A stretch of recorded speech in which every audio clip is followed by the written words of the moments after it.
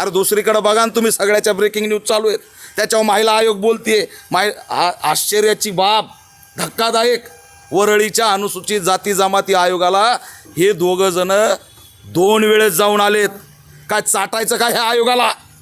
का नुसतं नावाला कार्यालय, नुसतं नावाला राज्य, नुसतं नावाला ढिगारे चाललंय काय? 2 वेळा जाऊन आले, कुणाला नोटीस नाही, कुणाला बोलवलं नाही, DYSPची चौकशी नाही.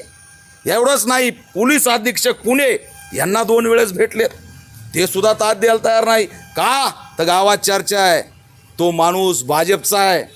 DYSPला एकनाथ शिंदेंचा फोन आला. अरे एवढं? हे यांच्या चेहऱ्याकडे बघा रे, काय करा निघाला तर कुठं पाप फेडणार आहेत. पाप पुण्य आम्ही मानत नाहीत, पण तुम्ही तर मानता ना. हे पाप पुण्य तुम्हाला सोडणार आहे का? काय करायला निघालात? आणि आज त्यांना मारून पुन्हा आरोपी फोन करतो की मिटवा, आम्ही लिहून देतो. म्हणजे प्रत्येकाला मारायचं, दमदाटी